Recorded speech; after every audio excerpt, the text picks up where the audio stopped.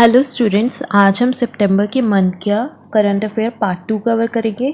जैसे कि आप इसका फ्रंट पेज ही देख चुके हैं, आज हम बहुत कुछ पढ़ने वाले हैं। तो चलिए स्टार्ट करते हैं। हमारा फर्स्ट क्वेश्चन है, who has sign MOU with Rajasthan government to invest ₹4,000 crore in aviation, defence and textile sector. किसने MOU साइन किया है राजस्थान गवर्नमेंट के साथ कि वो इन्वेस्ट करेंगे 4,000 करोड़ एविएशन में, डिफेंस में और टेक्सटाइल सेक्टर में। तो चलिए इसके ऑप्शंस देखते हैं। फर्स्ट है इंडिगो, बी है एयर इंडिया, सी है श्री वल्लभा पीटी, डी है डेक्कन एविएशन लिमिटेड।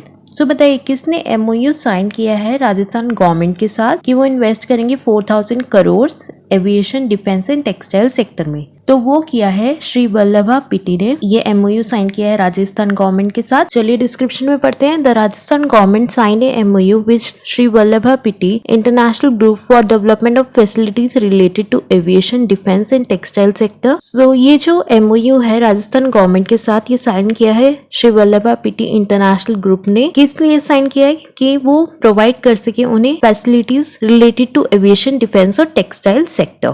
ठीक है, वो इस पूरे प्रोजेक्ट में इन्वेस्टमेंट करे 4,000 करोड़ का।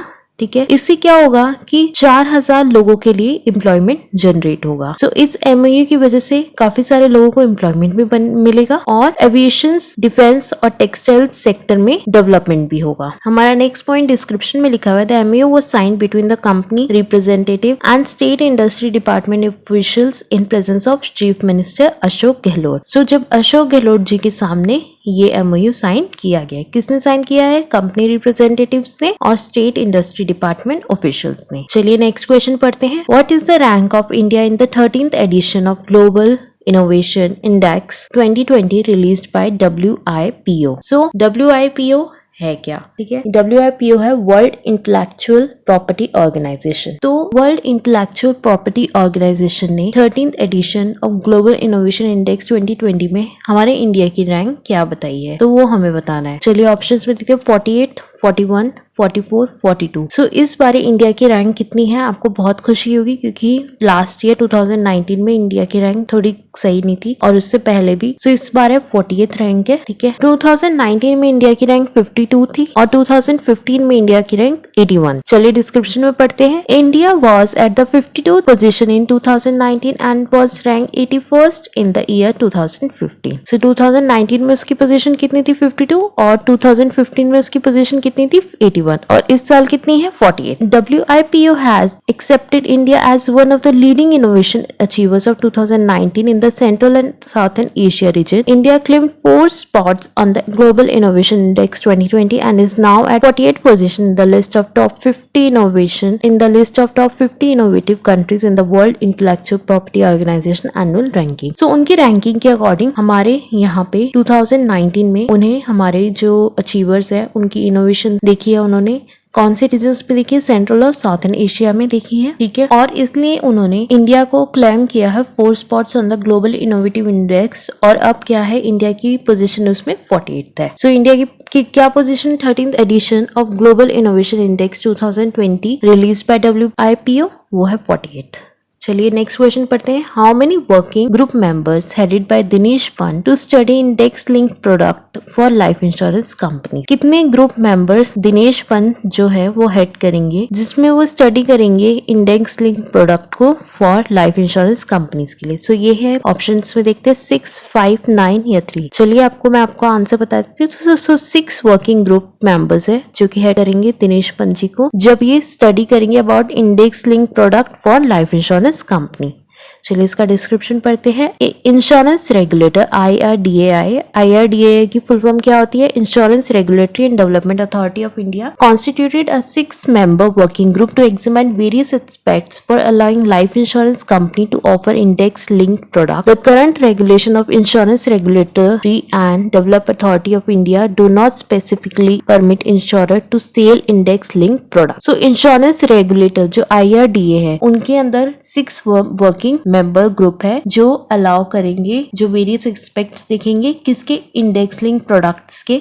ठीक है, और ये इनमें पूरा स्टडी करेंगे। ठीक है, the current regulation of insurance regulatory and development authority of India do not specially permit insurer to sell. अभी IRDA ने परमिट नहीं दिया हुआ है इंश्योरर को कि वो सेल कर सकते हैं इंडेक्स लिंक प्रोडक्ट को।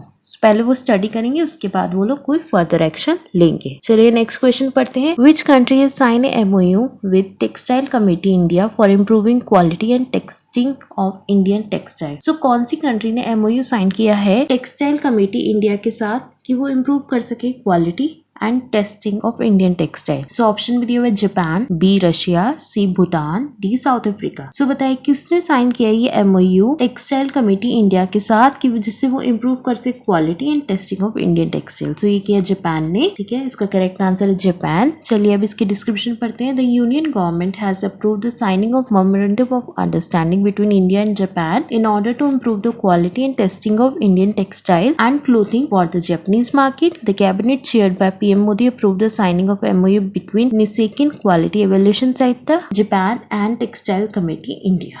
So ये साइन हुआ है between the Nissenken quality evaluation centre Japan और टेक्सटाइल कमेटी जो हमारी इंडिया की उनके बीच में। ये इसलिए साइन हुआ है कि इम्प्रूव कर सके क्वालिटी और टेस्टिंग ऑफ इंडियन टेक्सटाइल और clothing for the Japanese market, ठीक है। किसके बीच में हुआ है? निसेकिन क्वालिटी एवेल्यूशन सेंटर और टेक्सटाइल कमेटी में, जैसे कि मैंने आपको इस पिक्चर में भी दिखाया हुआ है। नेक्स्ट क्वेश्चन है What is approved by the Union Cabinet to enable government officer and employees to get the opportunity to improve their performance? Very good, बहुत अच्छी बात है कि गवर्नमेंट ने कुछ ऐसा भी अप्रूव किया है। तो इसका क्वेश्चन का मतलब क्या है? क्वेश्चन कहना ये जा रहा है कि क्या अप्रूव किया यूनियन कैबिनेट ने जो एनेबल करेगा गवर्नमेंट ऑफिसर्स को, एम्प्लॉयज को, जो अपॉर्चुनिटी देगा कि वो अपनी परफॉर्मेंस को इम्प्रूव कर सकते हैं, ठीक है। सो हमें ऑप्शंस में दिया हुआ है मिशन योगी, मिशन योगा, सी है मिशन कर्मा योगी, डी है मिशन भारत। सो बताइए क्या अप्रूव किया है यूनियन कैबिनेट ने गवर्नमेंट ऑफिसर्स के लिए और एम्प्लॉयज के लिए जिससे कि वो इम्प्रूव कर सकते हैं अपनी परफॉर्मेंस। सो वो किया है मिशन कर्मा योगी।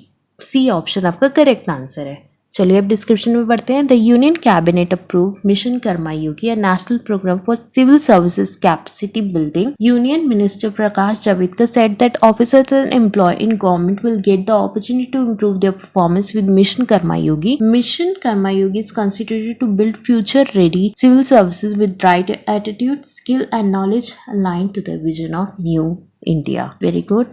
ये इस साइन किसने अप्रूव किया? सबसे पहले यूनियन कैबिनेट ने मिशन कर्मा योगी को अप्रूव किया। ये एक नेशनल प्रोग्राम है सिविल सर्विसेज के लिए। यूनियन मिनिस्टर प्रकाश जावड़ेकर ने बोला है कि ऑफिसर्स और एम्प्लॉयज जो गवर्नमेंट में है उनकी अपॉर्चुनिटी दी जा रही है कि वो इम्प्रूव कर सकते हैं अपने परफॉर्मेंस किसके साथ? मिशन कर्मा योगी के साथ। मिशन कर्मा योगी इसलिए भी आया है कि जिससे वो एक अच्छा और बेहतर फ्यूचर देख सके कि फ्यूचर में जाकर लोगों का एक राइट एटीट्यूड होगा, उनको स्किल्स होंगी, उनके पास नॉलेज होगी जो वो अप्लाई करेंगे अपने काम में। ये है विजन उनका न्यू इंडिया के लिए। सो क्या है जो यूनियन कैबिनेट ने अप्रूव किया for government officers and employees कि जिससे वो इम्प्रूव कर सके अपनी performance? That is mission Karmayogi. हमारा नेक्स्ट क्वेश्चन है who has become the first female DG of bureau of civil aviation security. कौन बनी है पहली महिला DG of the bureau of civil aviation security? तो चलिए ऑप्शंस में पढ़ते हैं। उषा पढ़े, अलका खुराना, पुनीता अरोड़ा, मिताली मधुमिता। सो बताइए कौन बनी है फर्स्ट फीमेल DG? सो आपका करेक्ट आंसर है उषा पढ़े।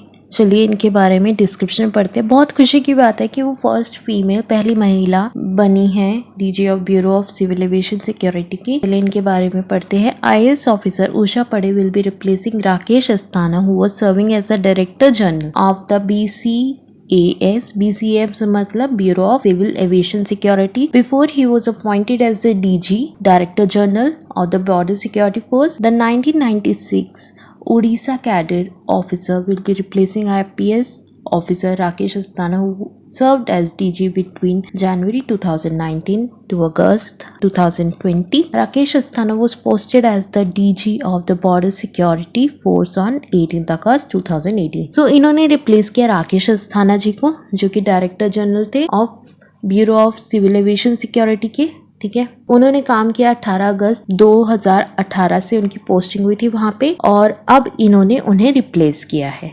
सो कौन बनी है? और ये हमारी एक बहुत अच्छी IAS ऑफिसर भी है। सो कौन बनी है? Director general of bureau of civil aviation security, that is Usha Padhee. आप इनका फोटो भी देख सकते हैं। नेक्स्ट क्वेश्चन है क्वेश्चन नंबर 7 है, who has sign MOU with council of scientific and industrial research Indian institute of chemical technology. किसने sign किया है MOU with the council of scientific and industrial research Indian institute of chemical technology के साथ?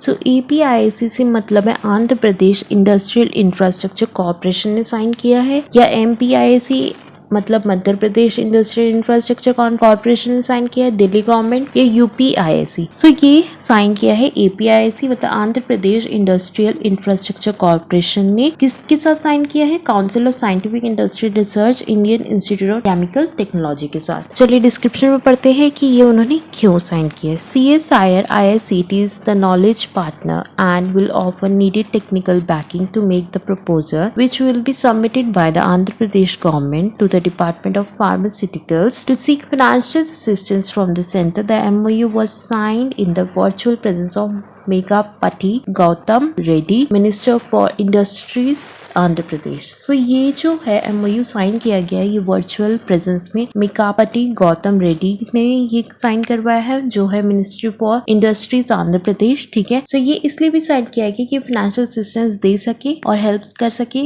इसलिए Andhra Pradesh government ने department of pharmaceuticals ने ये पूरा प्रपोजल सबमिट किया।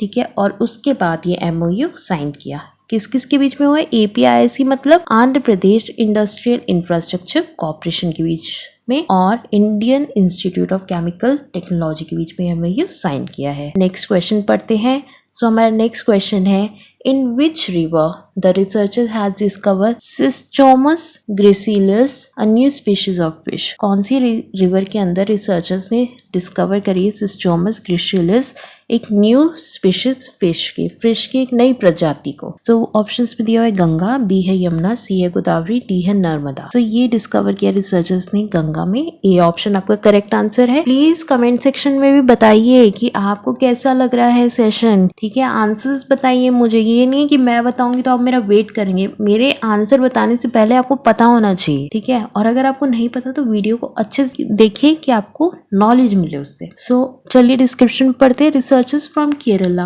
and West Bengal have identified new species of freshwater fish from the Ganga in West Bengal. The fish which is edible has been christened Cystomus Gracilis for its thin and compressed body. Gracilis means slim in Latin. This fish can be cultured in inland water bodies. So ये fish इन्होंने कहाँ पे find करी है, इनको कहाँ मिली है researchers को? ये मिले गंगा में, वेस्ट बंगाल में। और रिसर्चर्स कौन थे? ये थे केरला और वेस्ट बंगाल से। ग्रेसिलिस का मतलब क्या है? स्लिम। ठीक है, इन्होंने इसके नाम पे क्या रखा है? Thick and compressed body. So ये फिश का नाम क्या है? सिस्टोमस ग्रेसिलिस। ये न्यू प्रजाति है फिशेस की, जो इंडिया में मिली है। कौन सी रिवर में? गंगा रिवर में। कौन से रिसर्चर्स ने फाइंड करी है? जो कि थे केरला और वेस्ट बंगाल से। चलिए नेक्स्ट क्वेश्चन पढ़ते हैं। Who is appointed as the prime minister of Lebanon? Lebanon का नाम आता है तो आपको बेरूत में जो इतना बड़ा धमाका हुआ था उसके बारे में आपको याद आ ही जाता है। तो उस धमाके की वजह से ही उन्होंने अपने नए प्राइम मिनिस्टर को अपॉइंट किया है। अब देखते हैं इनका न्यू प्राइम मिनिस्टर कौन है। सो ऑप्शन में दिया हुआ है मुतैफा अदीब, हसन दियाब, हुसैन शाह और अली दियाब। सो ये अपॉइंट किया गया मुतैबा अदीब को as a new prime minister of Lebanon. चलिए डिस्क्रिप्शन में पढ़ते हैं। Lebanon ambassador to Germany Mustapha Adib is set to be the next prime minister of the country. President Michael Aoun asked Adib to form the government after consultation with various parliamentary blocs. 90 of the 120 member of parliament expressed support to Adib. तो काफी सारे लोगों ने इनको अपना support दिया है parliament में, इसलिए इनको ये यहाँ का प्राइम मिनिस्टर बनाया गया है। सो कौन है नए prime minister of Lebanon? That's it Mustapha Adib. हमारा नेक्स्ट क्वेश्चन तो बहुत ही अमेजिंग है, सब बच्चों को पता होगा इसका आंसर, पक्का पता होगा। जब ये बैन हुआ है चीजों का, जो ये एप्लीकेशंस का, तो भाई बच्चों के अंदर तो बहुत हड़कंप बची है। तो चलिए क्वेश्चंस पढ़ते हैं। How many apps were ban by ministry of electronic and information technology? कितनी एप्स बैन की गई है मिनिस्ट्री ऑफ इलेक्ट्रॉनिक एंड और इंफॉर्मेशन टेक्नोलॉजी में? सो ऑप्शन में दिया 114, 117, 118 या 121। सो बताइए कितनी एप्स जो है हमारी ministry of electronic and information technology ने बैन करी? That is 118। ठीक है, अब आपने इसके चाहे आपको पता हो या ना पता हो, बट एक चीज आपको, भाई PUBG बैन हो गई। ठीक है, बट आपको ये पता होना चाहिए कि कितनी एप्स बैन हुई है। 118 और किसने बैन करी है? वो है ministry of electronic and information technology. ये माइंड में रखिए। ठीक है। चलिए अब इसका डिस्क्रिप्शन पढ़ते हैं। The app have been banned by the ministry of electronic and information and technology as they are engage in activity prejudicial to sovereignty and integrity of India, defense of India, security of state and public order. The ministry invoked its power under section 69A of the Information Technology Act read with the relevant provision of the Information Technology Procedure and Safeguard for blocking of access of information by public rules 2009 and in view of the emergent nature of threats has decided to block 118 mobile. So ये किसने block करी? Ministry of electronic and information technology ने block करी 118 application, mobile application को। कौन से section के under? Section 69A of the information and technology act, ठीक है। तो उसके तहत इन्होंने ये एप्लीकेशंस को ब्लॉक कर दिया है, ठीक है। इन्होंने बताया कि ये जो एप्स है ये इंगेज है in activity prejudicial to sovereignty and integrity of India, तो इसलिए इन्होंने ये सारी एप्स को ब्लॉक किया है। चलिए नेक्स्ट पढ़ते हैं। नेक्स्ट यहाँ पे मैंने आपको देखिए क्वेश्चंस में अगर मैं करती तो बहुत टाइम लगता है, इसलिए मैंने आपको हाईलाइटेड पॉइंट्स में दिखाया है कि जो इम्पोर्टेंट डेज है ये किसको अभी क्या न्यू चेयरमैन कहाँ पे इलेक्ट हुआ है, तो इसलिए, ठीक है।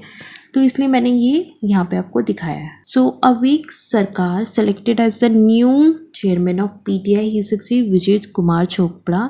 अवीक सरकार को बनाया गया new chairman of PTI. PTI मतलब प्रेस ट्रस्ट ऑफ इंडिया का। इन्होंने सक्सीड किया है विजय कुमार चोपड़ा को। नेक्स्ट है world coconut day. World coconut day कब सेलिब्रेट किया जाता है? सितंबर 2 को, ये आपको याद रखना है। साउथ इंडियन बैंक का एमडी और सीईओ किसे अपॉइंट किया गया है? वो है Murali Ramakrishnan. National small industry day celebrated on August 30। कब सेलिब्रेट किया जाता है नेशनल स्मॉल इंडस्ट्री डे? 30 अगस्त को। कौन अपॉइंट किया गया है? किसे अपॉइंट किया गया as the MD and CEO Punjab and Sind bank, that is S Krishnan. Indian railway ने फर्स्ट टाइम अपना सीईओ अपॉइंट किया है वीके यादव को। और पॉप जो फ्रांस के हैं उन्होंने अपनी न्यू बुक जो रिलीज करनी है दिसंबर 2020 में, उसका नाम रखा है लेट अस ड्रीम। सो आपको ये 7 पॉइंट अच्छे से याद रखने हैं कि प्रेस ट्रस्ट ऑफ इंडिया का जो चेयरमैन है उनका नाम है अवीक सरकार। वर्ल्ड कोकोनट डे कब सेलिब्रेट किया था? सितंबर 2 को। मुरली रामकृष्ण को क्या अपॉइंट किया गया? MD and CEO of south Indian bank. National small industry day कब सेलिब्रेट किया था? अगस्त 30। एस कृष्णन को अपॉइंट किया गया था MD and CEO Punjab Sind bank. और इंडियन रेलवे में फर्स्ट टाइम सीईओ बनाया गया है वीके यादव जी को। और पॉप जो है फ्रांस के, उन्होंने रिलीज करनी है अपनी नई बुक दिसंबर 2020 में जिसका नाम होगा let us dream. I hope आपको ये सेशन पसंद आया होगा। प्लीज़ अगर आपको सेशन पसंद है तो प्लीज़ इस वीडियो को लाइक करिए, शेयर करिए, चैनल को सब्सक्राइब करिए, चैनल को सपोर्ट करिए। बहुत मुश्किल से और बहुत मेहनत लगती है, अगर आप चैनल को सब्सक्राइब करेंगे थोड़ी मोटिवेशन मिलती है। और प्लीज़ अपने क्वेश्चंस कमेंट सेक्शन में लिखना बिल्कुल मत भूलिए।